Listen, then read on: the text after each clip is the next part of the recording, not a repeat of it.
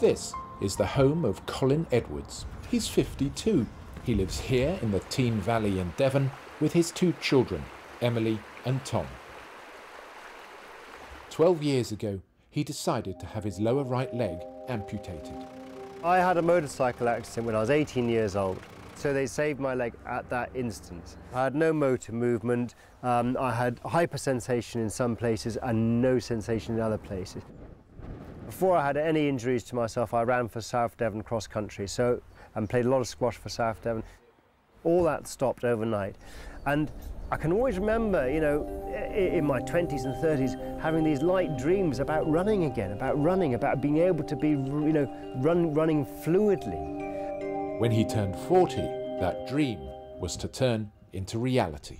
One day, one of the doctors said to me, "Mr. Edwards, have you ever considered having your leg amputated?" I was quite happy to see the back of that leg. It can be a very traumatic thing for somebody who has lost their limb. For a lot of patients, though, in fact, it's the start of the process of getting better. So tell me, where are we, Colin? Where is this? This is the Extra Mobility Centre, a place I've come to know very well, as you can imagine. And I'm about to see my prosthetist, David House, who has been dealing with me ever since I've become an amputee.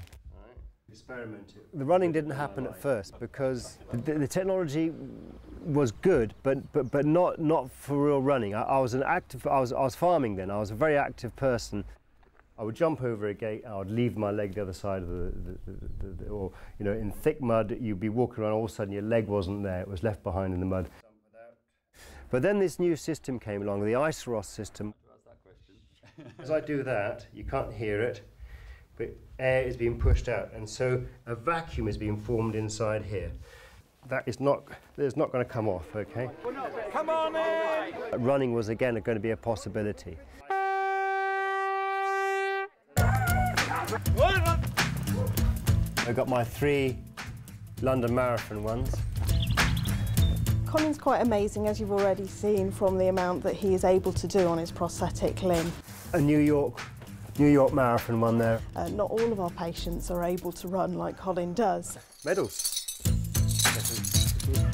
So, you know, he is quite exceptional, which makes it really good fun to work with, and that we can try different products on him than we would a lot of the population that we cover.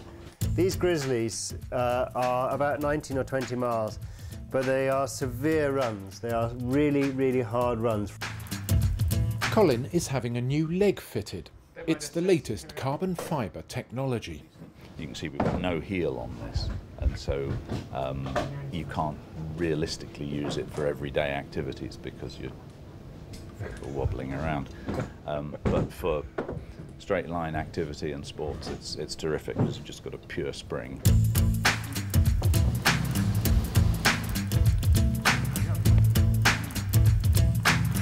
We try very much to give an individual service, so every person is assessed for their individual needs. And so we're trying to look at it as the patient's need rather than this is the catalogue, this is what we provide. So for Colin, we're obviously looking at what he wants to be able to do, which is running. For somebody who is elderly, they might want the leg that is light as possible to get the most out of their life. And I think it's important to say, look, I'm not disabled, I am enabled. And so we're trying to look at it as the patient's need rather than this is the catalogue, this is what we provide. So looking at what they need and putting those services in place. That's Everest I'm looking at now, chaps. There, look at that. We've done a couple of expeditions raising money for charities. We went to Base Camp Everest. Here he comes, intrepid explorer. We haven't found any Yeti prints yet. That's on Everest, standing on my head, as you do. That's right. Peerless, faultless. I mean, I cannot praise the Extra Mobility Centre enough. You need a bigger dog to pull you along now, don't you? Yeah. Now you're getting Rambo, can we do gather round? Absolutely. Hash Circle! I run with a local group of runners called the Hashhound Harriers. They've been a tremendous help to my morale and to my courage, I suppose. And we all have hash handles or hash names. And of course, my hash name is Forrest Stump.